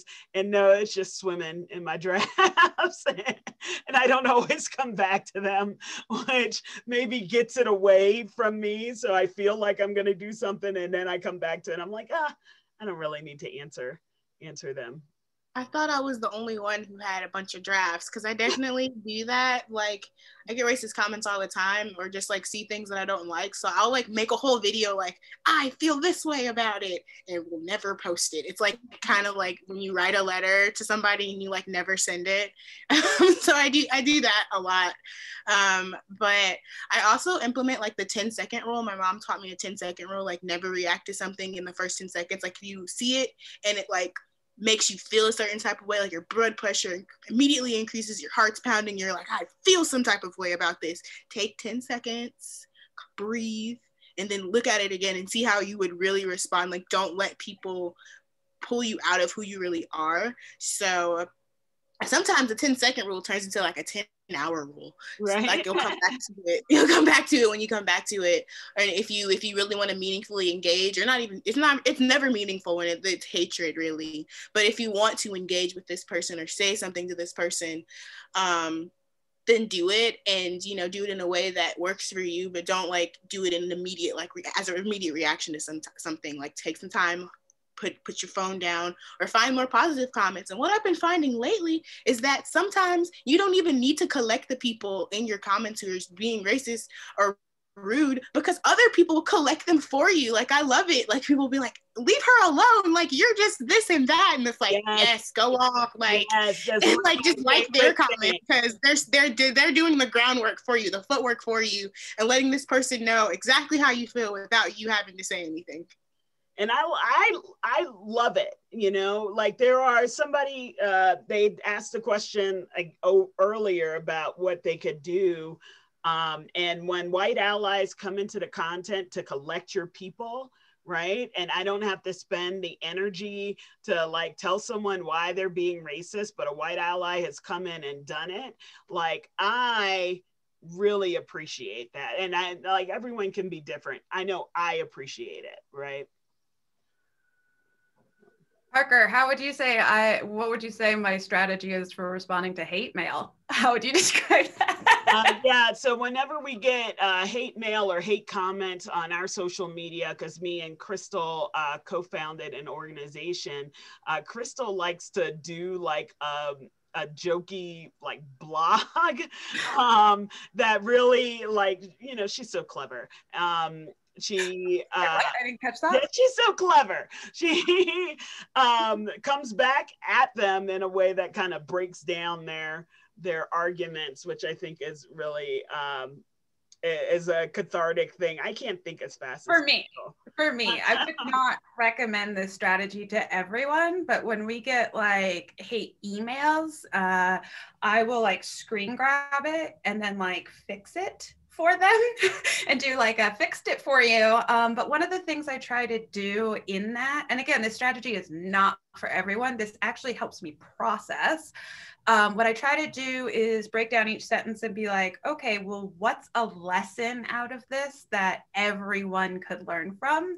And then I'll like cross it out with a red line and write like the real thing. So, so somebody said that our platform was going to be a call for segregation. And I was like, that is so far off. Then I was like, all right, well, what's something that person could be meaning, right? They're probably just a troll, but what's a bigger picture takeaway from that? And it's like, oh, they're worried about X, Y, and Z. So then I try to like explain that underlying concern that maybe more people could have on like a calmer, realistic level in relation to like the vitriol that they wrote. So I can post like a link to one of them because it's like actually really therapeutic. And afterwards I feel just like such a deep sense of relief, but that's my personal way of dealing with it. Do not recommend to others if that's not your jam. More to that point, I would say if you don't know about logical fallacies, to like spend some time learning about them, because so often people use logical fallacies when they're trying to attack you. So if you already know that their point is invalid and what they're saying like makes no like sense based off of just like argumentation sense. I studied philosophy in college. I minored in philosophy. So I love to be like, this is a logical fallacy and I don't have to engage with you because your comments don't even make any sense foundationally anyways. They're invalid. I love that feeling. So it brings me some peace to be able to laugh at people sometimes. I think what I take is the corporate America approach to it. And this came from a mentor of mine. I have to differentiate between what's interesting and what's important. And I always go back to the fact that the purpose of my content and what I am trying to teach or what I'm trying to share is what's important. What this person may think or what they say, yeah, it's interesting, but I have to keep my focus. And much like, you know, at work, when someone sends me an email and they're being a little snooty, and of course, you know, my 70 words a minute goes back in and starts in, you know, with per our conversation or per my last email. You already know nothing good is going to come from the rest of that. And then I have to, you know, I have to get with the backspace button pretty hot and heavy until I can reword that. I think, you know, that kind of exercise is definitely what I apply here. All right, I love this question from Michelle, if we could share on how we decide on the content that we share on our platforms. And, you know, for me, a lot of times the content is being generated. Like I hear something that I think is so important. Someone said a lot of times when Black content creators get on the social justice platform or wheel, it is hard to go back to the things that you really love, because there's always a new thing, like a new thing to talk about. Like there's always something new that happened in the news. There's always some you know, some response that someone said and that you explained 100 videos ago, but no one's going back to, so you're recycling and reusing and re-responding to the same racist questions from a different person. Like that for me is generating itself. But I think if you if you don't have that yet, right, you can start to look at what are the things that are really meaningful to you? What are the causes that you feel like need extra airtime? And I would say be selective about it if you want to keep your platform not all that, because it really quickly can become that. I think for me, I try to operate around a specific message, but like, you know, also still share like parts of myself that may be funny or intersectional of other topics. And so I will scroll the For You page. That's how I even started making content. Like I scrolled the For You page and I like saw sounds that I liked and saved them. And if I had like an immediate idea of how this sound could be used to talk about racial justice or environmentalism or something else, like any other topic, like I would make a video of myself, draft it where like with like notes on it so I could like come back to it later as an idea, so I like don't lose the sound in the hundreds and hundreds of sounds that I have saved. But I'm like constantly looking to see how popular sounds or popular trends can be used to like in what I'm talking about. Like if I'm talking about attending an event I have, or talking about these issues, like how can these sounds that are out here that are popular, that are going up, or that are just fun in general, how can they circle back to what I'm trying to say? So I'm thinking about that all the time. So I think it helps to have your creative cap on. That's for me though. I feel really nerdy in the fact that I literally, my Microsoft OneNote, I'm organized by tabs. I have certain topics, and then I have, you know, individual breakouts of things that I want to address. And so there's my instruction, and then there's the story times. And then at about once every 2 weeks, I like to do just a full day of answering questions. So I literally planned it out. I'm a little OCD, surprise. Y'all see how hard this woman is working. She's got tabs. Goodness, give this woman a TV show. No. Well, what I do is I like to pick topics that speak to me, whether it's domestic violence, politics, or racial injustices. And I find that a lot of people don't do their research. So I spend countless hours doing my research before I speak on anything. And that's basically it. That's amazing. Thank you. Making scripts help too. I think people discount, like, a lot of the content that I make is not from the dome. Like, I wrote this out and like counted how many words it was to fit into like the minute, into the scope of what I'm trying to say, because you only get a minute and it seems like a longer time when you first start the video, but then you're halfway through and it's like, I'm missing some things I wanted to say. Like, do you rehearse? Like, tell the truth, do you rehearse first? Sometimes I do, yeah. Like, I'll just jump into it, but I definitely have it like written out, and then it'll be like, nah, I don't like the way this sounds, so I'll re-record something like when you open up TikTok, and it'll be like, do you want to edit these like clips and move them around? If I'll go through each clip, and if I don't like the clip, I'll re-record it right then before I start adding text or anything else to it. Just to make sure that like what I'm saying within that time period like matches the value that I'm trying to create for it. So, yeah. And that can be hard. With your words. Yeah. It's hard. There's only so much you can say in a minute on the TikTok platform. And then people are like dragging you, or like, well, you didn't talk about this and you didn't mention that and you didn't do that. And I'm like, it's a minute. Y'all are putting a lot on a minute. Like, this is what I could say in this amount of time. So we're coming up on time. I think maybe we can get in one more question, but I do want just to remind folks to support this work, please. It really means a lot to us to be able to do the work that we do on TikTok, but it's labor intensive, and we don't get a lot of support in other ways. So if you are able to support our work, and if you have gotten something out of this event, you can send money through Venmo, Cash App, or PayPal to Queen Work. And with that being said, I'm gonna look just real quick on TikTok. Do y'all who are watching in TikTok world have any questions for the group? I'm just looking through our TikTok feed.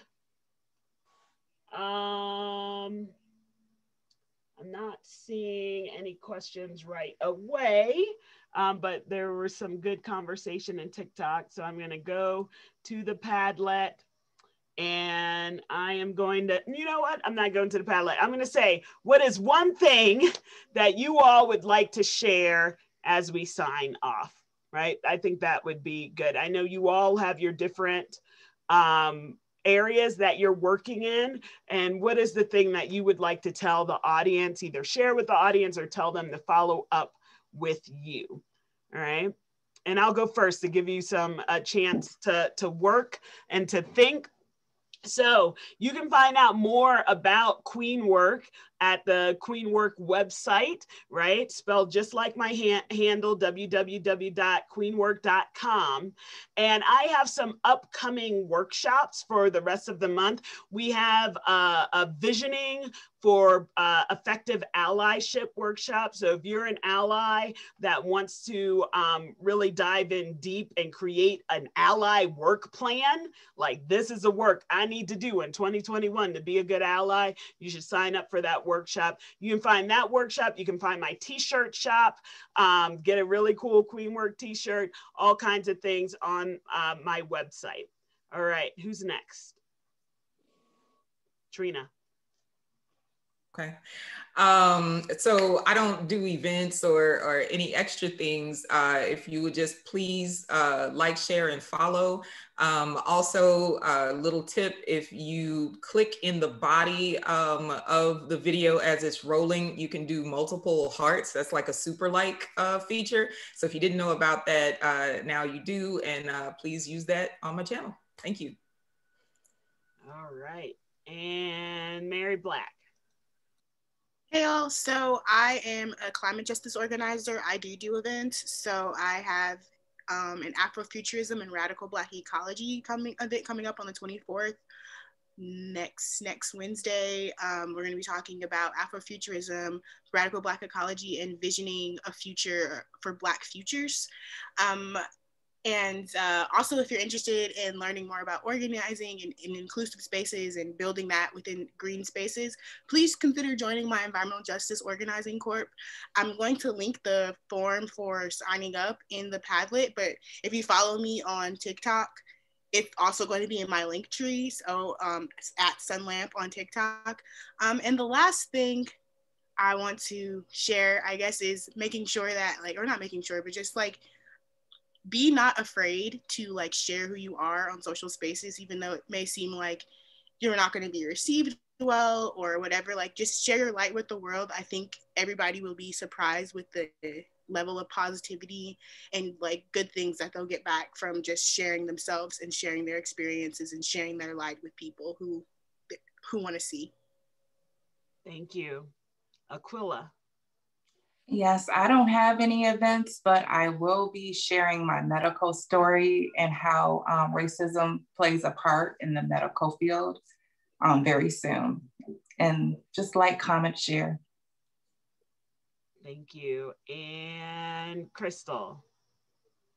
Hi, plug for our event on Monday, Safe in Every Space. Parker and I are actually hosting a fundraiser for Inclusive Journeys.